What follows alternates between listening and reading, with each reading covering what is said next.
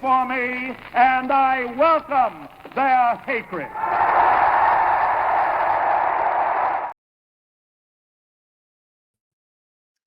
What is up, everybody? This is Hater Radio. My name is Chris McLean. On a somber note tonight, Ian is not with us because of the Hurricane Milton that's coming to possibly to the Tampa Bay area. So, already everyone's dealing in the Bay Area with what happened with Hurricane Helene. I'm from St. Pete, and I know at least 20 people that have lost a lot of their possessions because of the flooding that happened. And I think there was around 11,000 people had their houses flooded. A lot of people got lucky, though, which is good, but it's still been a really somber last couple of weeks. And now with this possible hurricane coming, it's definitely keeping things in perspective. And just think of the people that are there. Think of the people in North Carolina and Georgia. We're thinking about everybody and praying it for everybody, and hoping that this one isn't severe. I mean, I don't even know what to make of it, because it looks like right now it's going to be a Category 4 in the Gulf, and then possibly hit the west coast of Florida as a Category 3, which is pretty severe. So thinking about everybody, hoping it goes all right. I know it's going to be pretty touch and go the next couple of days. Looks like Wednesday is about when it'll hit shore. So we'll definitely be thinking about everybody, and hopefully Ian, he may not be back this week, but next week that we can see him, and hopefully everybody's all right. So just thinking about that. Obviously it's a real extreme circumstance with these hurricanes, but let's jump into it. So Hater Radio is a college football media brand, and what we do every week is we talk about the games, and on Sundays we recap all the games. So we're going to recap the games here for week 6. The first game that we had, the big game on Friday night, which was Syracuse and UNLV, just a tremendous game. UNLV was back and forth with Syracuse. They took a late lead. Syracuse ties it. Both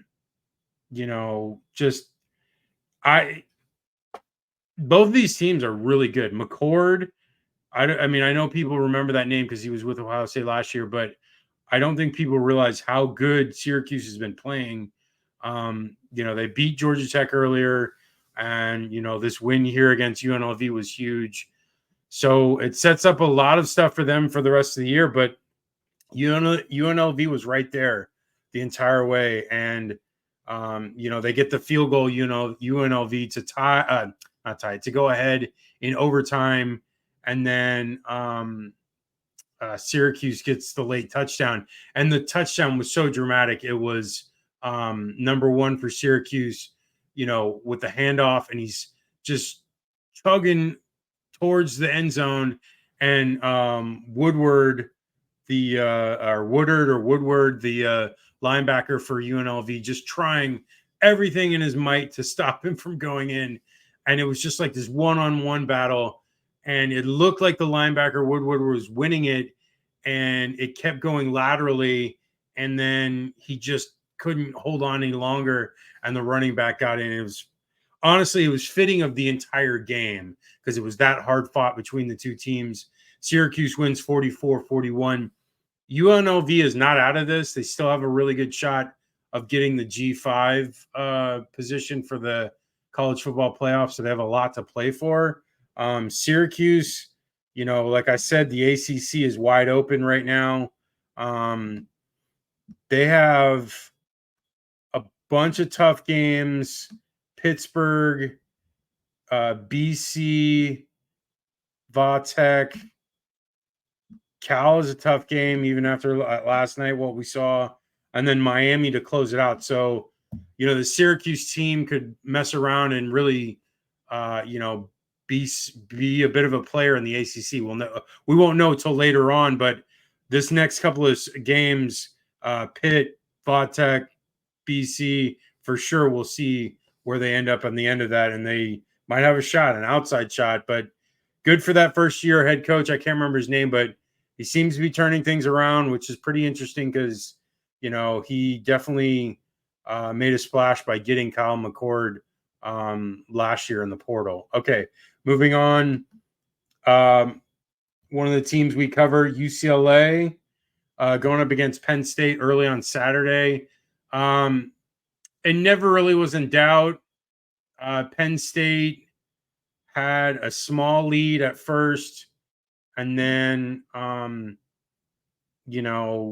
of closed out that second quarter with another late touchdown. So they kind of paced themselves, and then in the third quarter they really just distanced them completely, and it was like 24-3.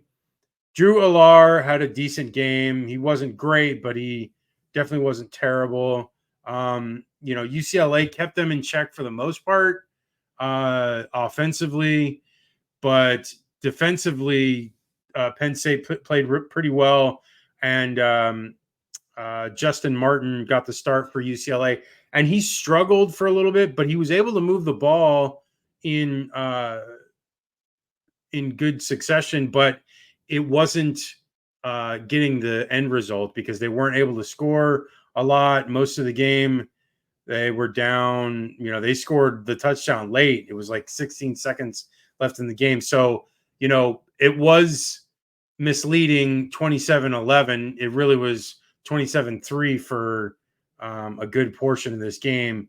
But, UCLA maybe figuring things out with this new quarterback. Garbers obviously wasn't it. And Martin seemed to be a difference maker because he can move the ball on the ground as well. The run game is still an issue for UCLA, but Justin Martin was effective enough in the ground game to be able to get Penn State to have to respect that. Because with Garbers, there's really not a ground game there, so the RPO action isn't working. But with Justin Martin, there's actually a threat, and he's a big guy too. So this Penn State team, undefeated going into their USC game next week. I might go to this one. I really want to go to it because I haven't been to a USC game actually ever since I've been in LA. I don't know how that's possible. I've been to like quite a few tailgates, and then like there was a moment where I was like about to go in the stadium. My now wife was in the stadium, but like for some reason I just didn't end up going to the game. So yeah, I'm hoping to go to that game. Penn State undefeated. We'll see what they do the rest of the year. They have a pretty tough schedule because the next couple weeks they have like USC, and then they have Ohio State, and Washington is going to be a tough one, and the rest of them are pretty easy. But yeah, so Ohio State, USC, and Washington should be tough games for them. Yeah, just in this game, a lot of drives that didn't result in points, 2 4th downs deep in Penn State territory that were converted. So UCLA had their chances. They just couldn't convert. And maybe that's a step for the future, that this is just a building moment that they'll have here. Who knows? I mean, I'm kind of selling on UCLA stock right now. I was kind of optimistic at the beginning of the year, but now I'm very pessimistic on them, which is a shame because last 3-4 years they had done so well, and now it's like they're really in the doldrums. So okay, moving on to Texas A&M, Missouri in College Station. Missouri just laid an egg. Texas A&M wins 41-10. This game was never close. At halftime, it was 24-0. They scored right at the jump of the third quarter as well. So it was 31-10 or 31-0 right away into the second half. And they had no shot. And Texas A&M outgained them 512 to 254. And a lot of those yards that Missouri got were garbage time yards that, like, at that point, the game didn't even matter. So it was kind of futile. You know, Texas A&M defensively looks really good. To hold that explosive an offense to that low of an output, 10 points, and only 186 yards passing, that is pretty tremendous. And, you know, their offensive output was ridiculous. I was totally surprised. Connor Wegman actually played in this game, replacing Reed. And, you know, Wegman looked good. You know, he's often injured throughout his career, but there are moments that he has that he looks really good. So, you know, again, he was highly recruited coming in. You know, maybe he's finding his form, and who knows what this A&M team can do, because right now they're 5-1. They beat one of the toughest opponents on their schedule, and they have, outside of LSU and Texas, their schedule is pretty manageable. And you know, I'm not the biggest I'm not fearful of LSU in any way. So, and it's in College Station, so Texas A&M has a really good shot at beating LSU. Really, only the rest of the year, their only threat is Texas, which obviously Texas is the best team in the country with or without Ewers, but I believe Ewers should be back by then. He should be back soon. I think this is their bye week, so he should be back next week, hopefully. But yeah, so Texas A&M, you know, has a clear shot at one, the SEC championship game, and then two, pretty assuredly a playoff spot, which I don't think anybody saw coming into this year. But Mike Elko, you got to say a lot for him, because he came in from Duke, you know, did really good things at Duke, and now he's done tremendous things already at Texas A&M. 5-1 start, you know, and the sky's the limit right now, because this is just the beginning. I mean, he had a very fortunate recruiting base to start with, because, you know, Jimbo, as much as he wasn't that good of a coach the last couple of years, he still was able to get the recruits there. I believe the 21 class or 22 class was the highest rated recruiting class ever. And so there was a ton of talent on this team. There was some that left, but there was a lot that was still there. And, you know, Elko just jumped right in and took advantage of the talent. And he's 5-1. And the only loss was, the first game of the year against Notre Dame. So honestly, it doesn't look that terrible. I know Notre Dame hasn't looked amazing since that loss to Northern Illinois, but Texas A&M still looks pretty good. And like I said, schedule is very favorable. Okay, moving on to SMU, Louisville. Dude, this was a back and forth game the entire time. You know, SMU goes up, you know, they're up 24-13 at half. And then Louisville storms back in the third quarter. SMU gets the late touchdown to go ahead. You know, Tyler Shuck had a really good game. I mean, this kid, honestly, I'm amazed how well he is playing, because I never thought he could throw over 15, 20 yards. Like, it never seemed like he did with Oregon, you know, 3-4 years ago, which is crazy. It's been that long. But he was at Texas Tech last couple of years, and now with Louisville. But Jennings for SMU, dude, huge game. He had nearly 400 yards of offense, 113 on the ground. Just amazing game by him. He was all over the place, just making plays with his arm and legs. You know, for Louisville, you know, who was amazing, which kind of it stinks in the fact that they lost, but Ja'Cory Brooks, dude, 3 catches, 120 yards, 2 TDs. He looked really good. And I can't remember where he was at before he transferred in, but kid's a stud. And Shuck definitely was looking for him plenty of times. And, you know, this game was so close back and forth. You know, Shuck had chances for them. They just couldn't capitalize. And, you know, just a great game. Honestly, this SMU team now sets themselves up well for the rest of the year because their schedule is not that crazy hard because I don't think they play Miami and I don't think they play Clemson. And Louisville now has 2 losses, one only in the ACC, so there's still a player in the ACC. But SMU sets themselves up well because they only really have the Pitt game and maybe Boston College and Cal, but that's it. Like at this point, with them only losing to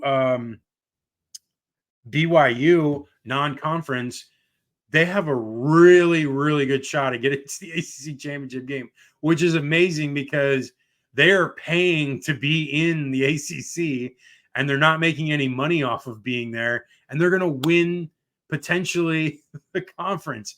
I mean, can you imagine that the first year in the conference and they win it already? And if Miami doesn't win it because SMU does, like if SMU beats them, that would be hilarious because Miami's been in there for 20 years now, and if they still don't win, oh, that would be, dude, just icing on the cake. But next game we had was Auburn, Georgia, a real snoozer.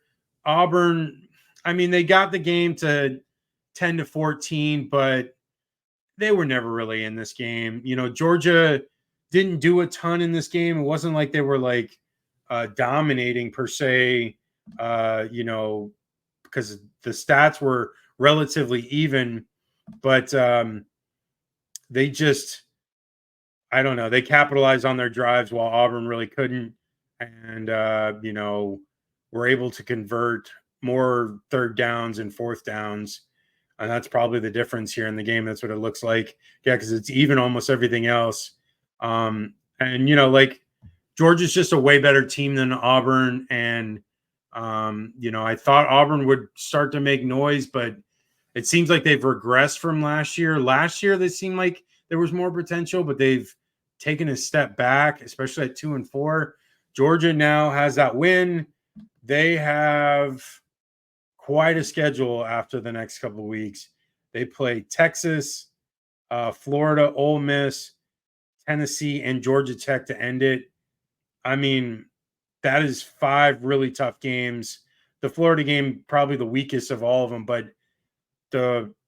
Tennessee, Ole Miss, Texas, and then the topper at the end, the Georgia Tech. That honestly, after seeing Georgia Tech the last couple of weeks, I really feel like they're going to compete in that game. They competed last year in that game. So let's move on. Iowa, Ohio State. This game wasn't close either. Iowa's offense is just putrid. They can't really move the ball at all. They threw for 98 yards. You know, just ugly, or 110. You know, 226 total. I mean, granted, Ohio State's defense is really good. There's a lot of talent there, but Iowa's offense is just so rudimentary and Stone Age, and it sets college football back 50 years. But whatever, Ohio State looked really good. Their offense is, you know, pretty solid in this game. Jeremiah Smith had another solid one-handed catch, looked great. They were pretty, you know, pretty standard game for them this year so far.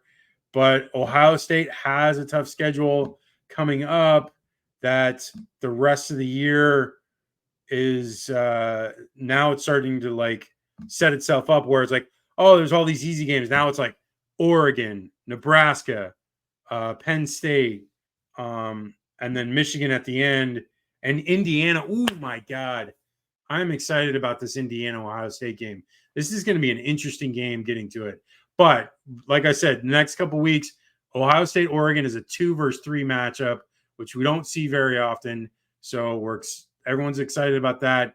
And then potentially Ohio State-Penn State is a 2 versus 4, depending on what their records are like when they get there. I don't think it'll still be a 2-4, but at least we get a 2-3 out of the Ohio State-Oregon matchup. Okay. Next game we had was Ole Miss, South Carolina. Ole Miss, you know, they kind of just toyed with the South Carolina team because it was not like that far out of reach the whole time. And the second half, they didn't really score a lot of points. They only had a field goal. but like Jackson Dart still had a really good game, 285 yards, and South Carolina never really put a scare into Ole Miss as far as their offense. Ole Miss's defense played really well and kept them in check. Lenore Sellers did not look the same as he did in the LSU game, which is a shame because if he had played as well as he did in the LSU game, I felt like South Carolina would have had a chance here, but he wasn't really that effective. 162 yards in the air and 55 on the ground and a pick. It's funny because Ole Miss got the 2 fat guy touchdowns by their defensive end. Can't remember how to say his name. It's what is it? His name is Pegs or Pegas. I don't know, but big guy, got two carries, 2 TDs, very efficient. But this Ole Miss team recovers off that loss to Kentucky, and everything is still available to them. They could still get to the SEC championship game. They have a lot of games ahead of them that they can prove themselves. This was definitely a good bounce back game.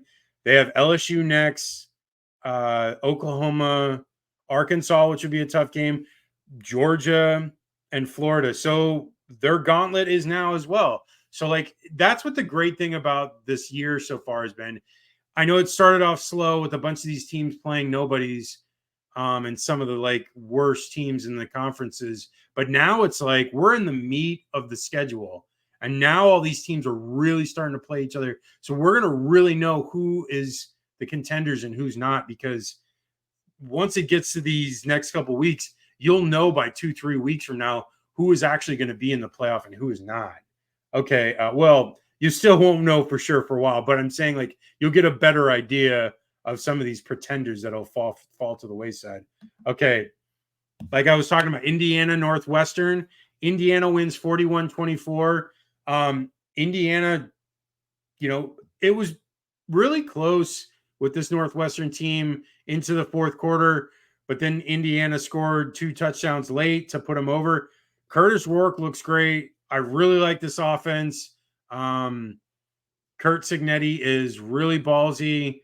Had a 4th and 5 late, and he converted to be able to basically ice the game. I mean, that's the kind of thing that you want out of your coach. Like, yes, make that call. Let's go for it. Let's win this game. Let's not kick a field goal. Let's waste all this time and score another touchdown and completely end the game. That's how you win games, because if you look at it, what happened even today in the NFL earlier today with the Bills and the Houston Texans, it's like just some of the things that these coaches decide really end up being catastrophic at the end that completely dictate what's going to happen. And it's crazy that they make some very idiotic choices in the middle of the game with some of these play calling and like decision making. But it really is detrimental to the entire team, and so you have a coach like Kurt Cignetti who, is going to go for it on downs like that. He's going to push the ball. He takes advantage of, the team that he has. And the guy looks great. The more I'm seeing of this guy, the more I'm seeing of Indiana, I'm becoming a believer. And Indiana has never been this good in my entire life.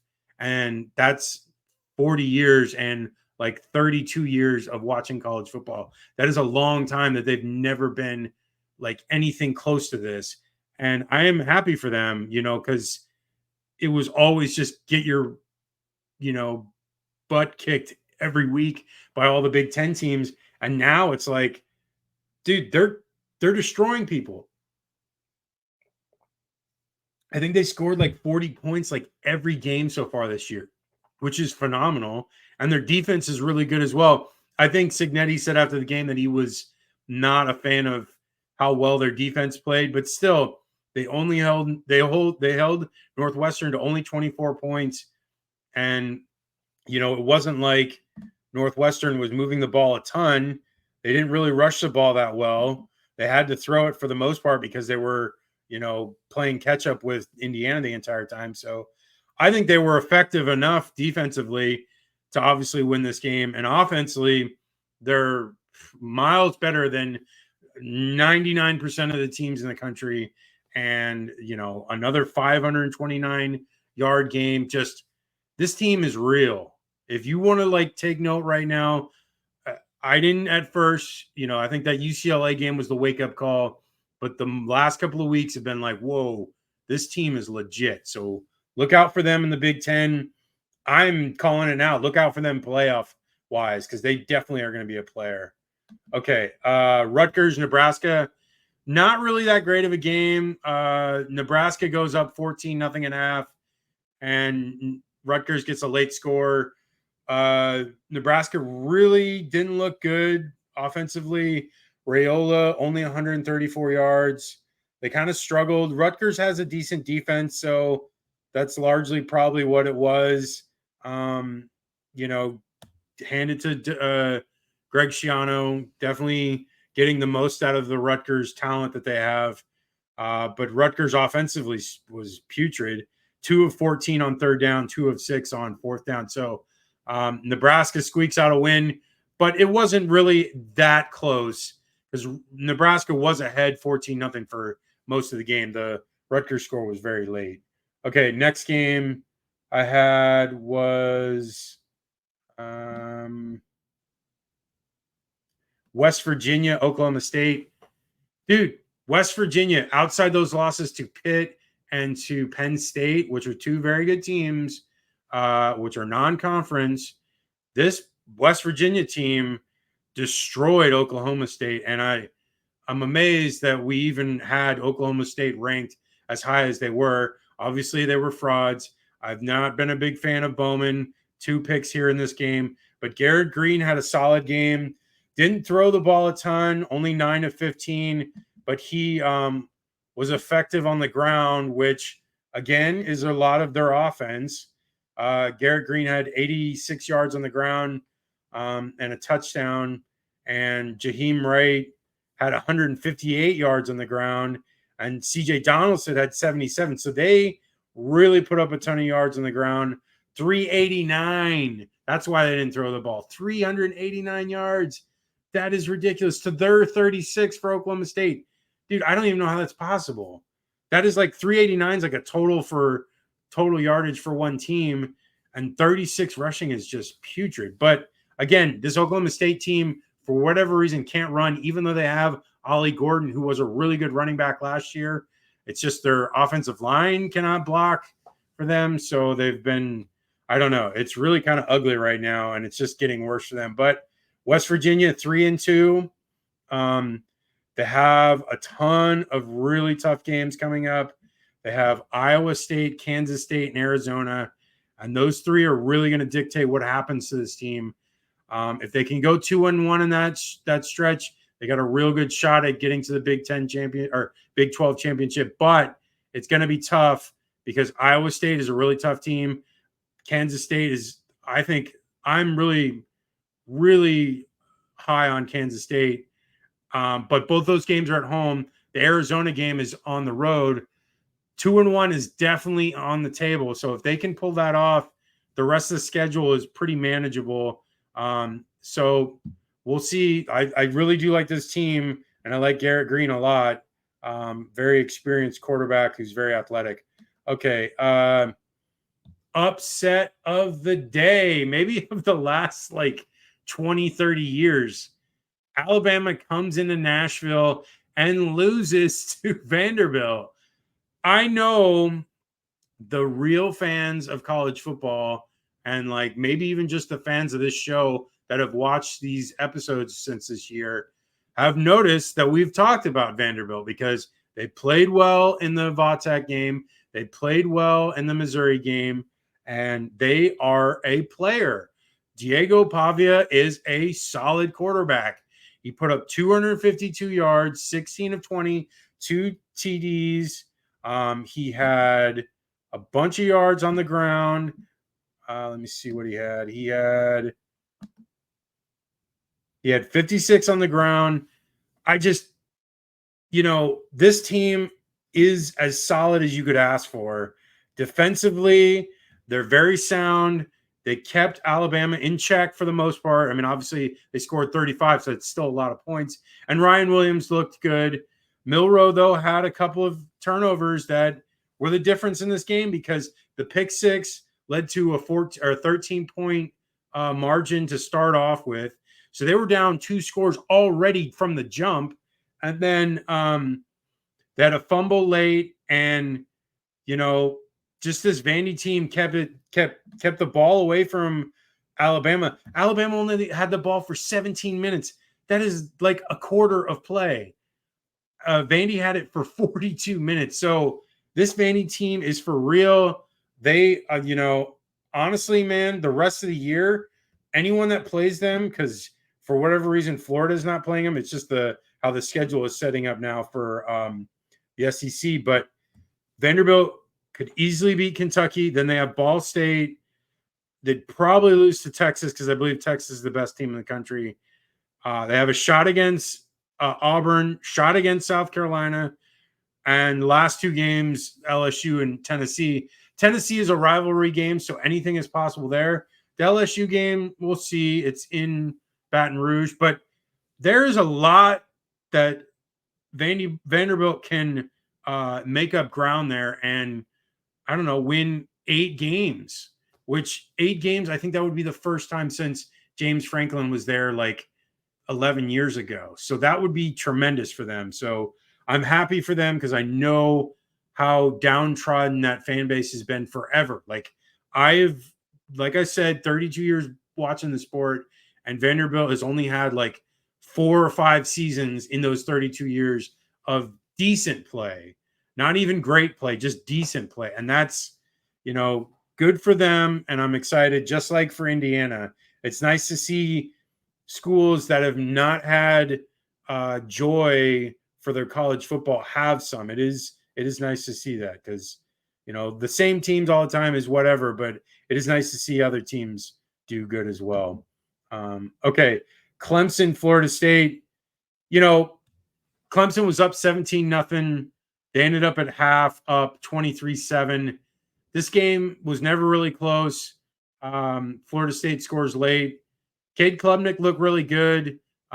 He was very effective both in the air and the ground. Florida State just does not look good. Again, Clemson had 500 total yards. They probably should have had more points, but I think they were kind of just like toying with FSU. And it is interesting because like the last couple of weeks, Clemson has really like scored a ton. And I didn't get a chance to watch like the condensed game because I had 20 games to watch today. But, it seemed like Clemson just would get close and then have to settle for field goals. So credit to Florida State for sticking in the game as close as it was. But Clemson, just the better team, and Florida State is 1-5 now after going 13-0 last year. Just crazy. I don't think anybody would have saw this coming. I thought they were going to have a come back to earth year, but I didn't expect it to be this bad. They did get Brock Glenn to come in and play, the freshman, and he did all right, but he had a pick and he wasn't great.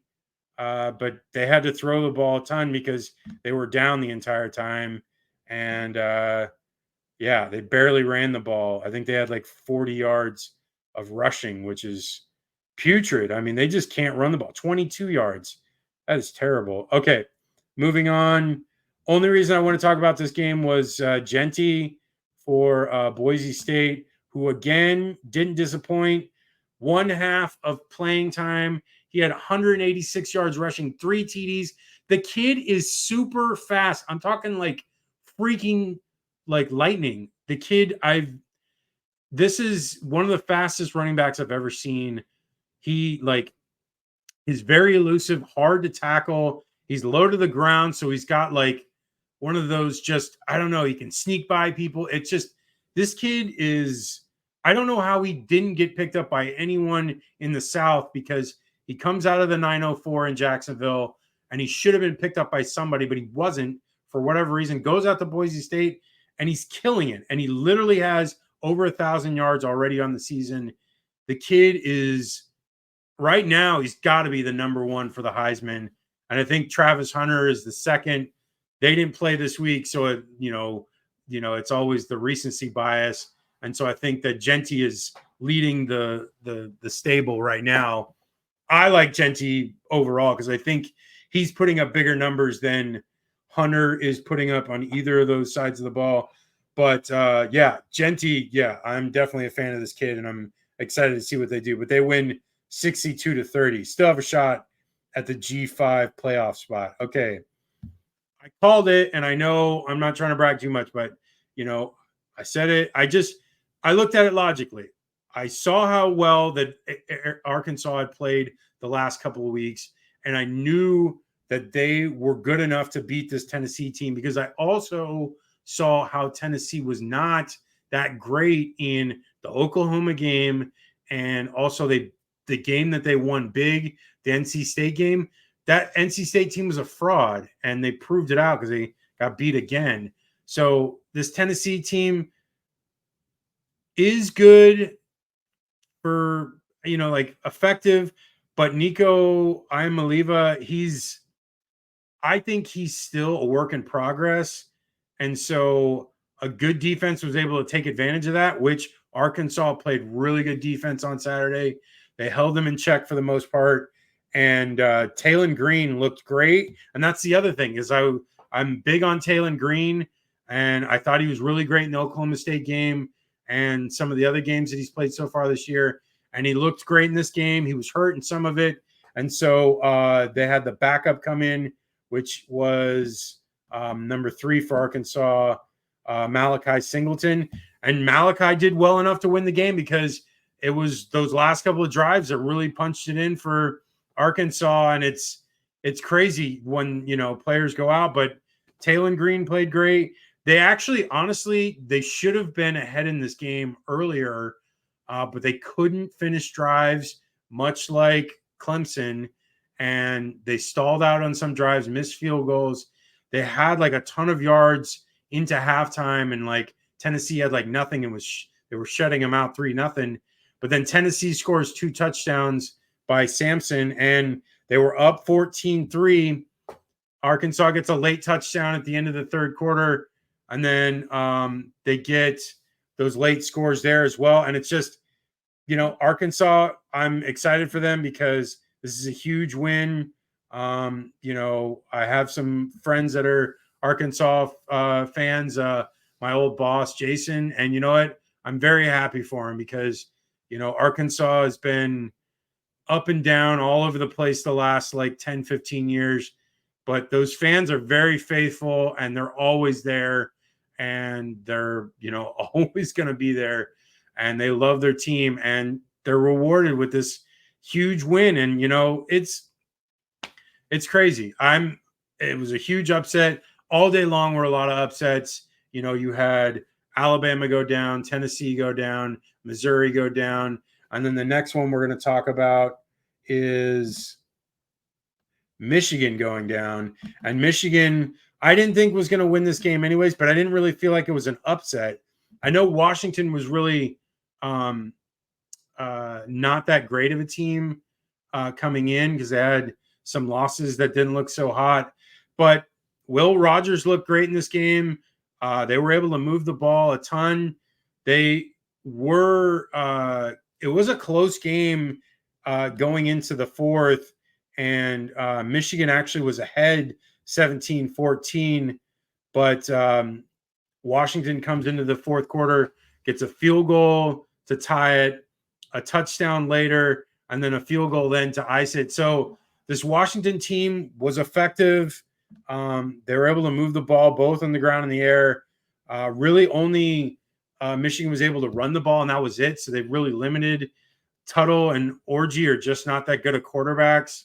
Will Rogers is a way better quarterback. So that was kind of an advantage in that aspect. And, credit Jed Fish for getting his team ready and winning this game because Michigan was the defending national champion, but now they have 2 losses. And honestly, I feel like Michigan is setting themselves up for even a few more losses because they have Illinois next in 2 weeks, Oregon, Indiana, which I don't think they're going to beat Indiana because Indiana can score on anybody, and Michigan's defense does not look that great this year. And then Ohio State at the end. So there's at least 3 or 4 more losses, which would end up being 6-6. So we'll see. Okay. USC, Minnesota. Now, I was watching this game as I was watching the Florida UCF game, and I could have swore as I'm watching it, I'm like, oh, USC has got this one. They had the ball 17-10, and they were driving, and they were like on Minnesota's side of the 50. I'm like, oh, they got this. There's no way they're going to lose this game. And then Miller Moss gets hit, and it's an interception, and Minnesota, I believe, scored on that play or on that drive, the ensuing drive. And then that was it pretty much because USC just couldn't do anything after that. Then Minnesota gets the ball back, and Minnesota just bleeds the clock. There's like a minute left. It's a 4th down play. It's a quarterback sneak. The guy gets in, Brosmer, but honestly, on the replay, you can't even really tell for sure. So, I don't even know what they even like how things are done now because it's like if it's inconclusive, you always say that you cannot overturn. They ruled on the field that it was not a touchdown. I don't know how you can rule that was conclusive that he scored. I mean, what they really need to do is they need to get sensors in the ball and specifically the end zone. Like, I don't care about out of bounds, whatever. I don't think they need it for that. It's not that big a deal. But to see if there's a score, they need sensors. There's no way they can't put sensors in every ball, and they can put sensors on the field to know, boom, once it's crossed, then it's a touchdown. Then you know for sure. But anyways, this is not the end for USC. I know this loss is not good, but they have a schedule that sets up well for them. Next week, they have the Penn State game in LA. They have games against Maryland, Rutgers, Washington, Nebraska, UCLA. Some of those are pretty manageable. Maybe the Washington and Nebraska game are the scariest games. And then Notre Dame to close out the year. Honestly, maybe this is a wake-up call, and they need this game to be able to be like, hey, there's a chance here to still make the playoff. Do what you can do against this Penn State team and see what the rest of the season plays out like. I feel like they're good enough to play anybody.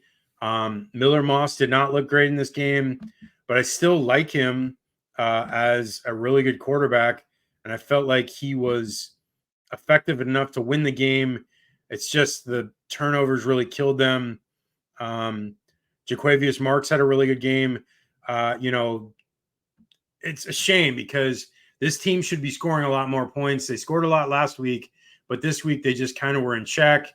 I don't know if it was just because it was a road game and last week was a home game, but either way, it's a shame that they lost this one because now it kind of dampens the luster for this Penn State game because it would have been a one-loss team against an undefeated team. That would have been huge ballyhoo about the game, but now it's kind of like whatever. But you know what? It's still going to be a great game, and I hope to go, and I really am going to try. So we'll see what happens.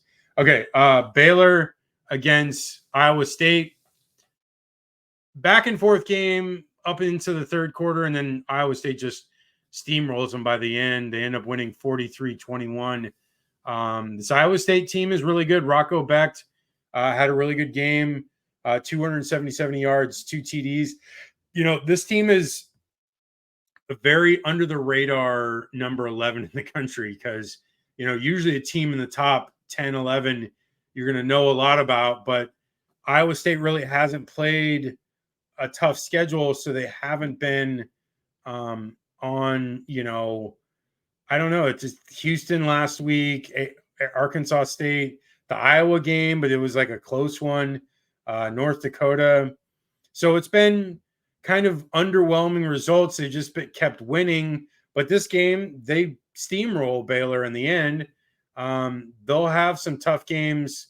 West Virginia, like I said, Utah and Kansas State at the end. So they're going to have their opportunities to show themselves. This is again, you got West Virginia, you got Iowa State, you got Kansas State, you got Utah, even Arizona is a team out there. There's a lot of really good teams in the Big 12. And I hope at least two of them get in the playoff because that would be the most fair. I don't know what their records are going to be because a lot of these teams are going to beat up each other, but it would be fair that the Big 12 should get at least two teams. I would hope, just because there's so many good teams. I don't know if you can say that for the ACC or some of these G5s, but outside of Big 10 and SEC, most of these other conferences seemingly don't have a ton of teams. The Big 12's got like 6 or 7 teams that could win the conference so far. Okay, last couple of games. UCF, Florida. I wore the shirt again because I was like, I wore it in the preview show. So I was like, I'm going to wear it again because I felt like, just in a good mood, good luck streak with it. So I'm going to wear it again. And you know what? Whatever. I'm not trying to gloat here because I definitely did a lot of gloating on X Twitter. I just was happy because it was such a, tough couple of weeks being a Gator fan because it was, the losses to Miami and Texas A&M were very putrid. The offense looked terrible, and to get a decent win against a Power 4 team is something to celebrate because they haven't done that in like 6 or 7 games. So it was nice to get that win. This UCF team is not very good. The passing attack didn't scare me at all coming into the game, and it showed itself again in the game. They just were lackluster. The offensive line wasn't great. For a team that did so well in the ground game, they only had 108 yards rushing, and honestly, it felt like it was even less because it was just Florida kept them in check almost the entire game. And yes, the second half was terrible because Billy got conservative and there was only 3 drives in the second half. And 2 of them, I believe, were either 3 and outs or 1 first down and then a punt. So they didn't have the ball long in the second half at all, but they dominated in the first half. And that was all it really needed because UCF had nothing for them. It was 24-3 at half. And, really that late touchdown that UCF got only made it seem closer than it actually was because 24-6, that's an 18-point game. That's 3 scores. So Florida kind of cruised. They probably should have put the pedal to the metal a little bit more and threw the ball a little bit more downfield in the second half. But Billy, for whatever reason, turtles up and doesn't like to do anything that would put them at risk. This was almost a carbon copy of 2023 Tennessee game where they did almost the exact same score. I believe it was 29-16, and it was the same finish as well, where it was Florida to barely squeak out holding the ball. But it's a win. They move on to next week against Tennessee, but just glad to see them win. I know the turmoil of if Billy is going to be fired or not, but the players came out and played. DK had a great game. Badger had a couple early catches in the game. Montrell looked good. He was really athletic on that touchdown. Tank had a lot of good catches. I'm trying to think who else really stood out. Hansen had a couple of good catches. This game was never in doubt, like I said. And Florida, I'm glad to see the win. And DJ looked really great. He had an awesome throw to DK. This team has a lot of talent. Trey Wilson didn't even play. Andy Jean hasn't played that much. And Aiden Mizell didn't play either. So it's this team is loaded in talent. Jaden Baugh got a lot of burn. 9 carries for 30 yards. Jacoby Jackson looked really good. They didn't rush the ball as effective as they have in the past games, but they were effective enough. And especially with DJ, the RPO game works so much better. And so, when he's out there, it is very smooth. And, I liked Mertz in this game too, because he was efficient, 19 of 23. You can't argue that. But DJ pushes the ball down the field, and that's what this offense is missing. If they can push the ball downfield, then it opens up shorter game stuff as well. With the inability to really throw it downfield with Mertz, it really kind of hampers them. So going forward, I would like to see more of DJ, but I know we're just going to keep seeing this Mertz 2 drives, DJ 1 drive, back and forth thing. Whatever. It's working right now. We'll see how it goes against Tennessee. And considering it's a much louder environment than Mississippi State was, because the crowd for Mississippi State was lackluster, but Tennessee is going to be 100,000 fans because they've only seen 2 volunteer wins against Florida in the last 20 years in that stadium. So they're definitely going to be amped up. So moving on, last 2 games, Duke, Georgia Tech. Georgia Tech was losing into the fourth quarter, and Duke was a game opponent. They were undefeated coming into the game. Malik Murphy is not a bad quarterback. He was at Texas last year. They were effective, but I just like this Tech team. They look good against Florida State in the opening game. Jamal Haynes is a really good running back. Haynes King is effective. They win 24-14. It wasn't a great game by Tech, but they still outgained them 412 yards total to 279. They had 245 on the ground. So this Tech team is very serviceable. And like I said, they can play spoiler the rest of the year. They're only 4-2 with losses to Syracuse and who else did they lose to? Louisville. So, they're going to be an outside shot of the ACC stuff, but they have games against Notre Dame, Miami, and Georgia. So we'll see. I mean, I like their chances against probably more Miami than any of those teams, just because they will run the ball so much and their defense has gotten better. They probably have a shot against Notre Dame, though, too, because that's in Atlanta, but we'll see. Okay, moving on. Last one. Miami, Cal. Oh, my Lord. I cannot believe this game. If you stayed up to watch this game, which I did, Cal was up 35-10 going into late into the third quarter and just falls apart, stops playing the offensive scheme that they were playing all game, and Miami just puts it to them, scores 29 straight points, or 29 points to 3 by Cal. So it was just I cannot believe that Cal lost this game. And I have to say it. That targeting call, if you have not seen it, I don't know how that is not targeting. The booth called it down and said, you need to look at this. It wasn't even called on the field. They looked at it and they said it wasn't targeting. I don't know how in any way, shape, or form they see that replay and say that's not targeting. I have seen so many other calls throughout the history of targeting calls, and that was clearly a targeting. He lowered his head, used his head as a projectile, and hit the helmet and neck area of the Cal player. I don't know how it is not. I don't know what they saw, but 2 weeks in a row, because if that's called, that's a first down, and Cal likely runs out the clock and Miami loses that game.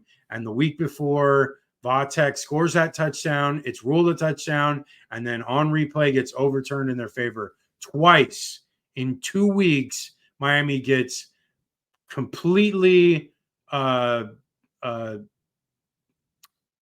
hinging calls on the outcome of the games, and they both go their way. It's quite remarkable considering that this is their only undefeated team in the ACC, and they're trying to protect them, obviously. And it's a shame because it's like this was a great game, and I honestly feel like Cal should have won the game. And if it was called the way it should have been, then Cal would have won this game. But regardless, tough way to lose for Cal.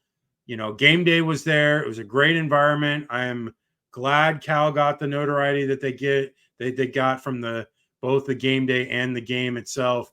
It's terrible way to lose like that, especially when they were the more deserving team. They were the better team for 90% of the game. They just couldn't finish it off. Okay, that's the last game. What a long day of reviewing this, because I woke up at 7 and have been off and on reviewing stuff and doing all kinds of stuff all day. But that is the show. You can reach us at haterradio.com for all of our articles. You can reach us on social media where the show is posted and where it's live streamed on YouTube at Hater Radio, on X, Facebook, X, Instagram, Threads, and TikTok. It is at Hater_Radio. And for Facebook, it is Hater Radio CFB. That's the show. Be safe, everyone. If you got to evacuate, please do it sooner than later.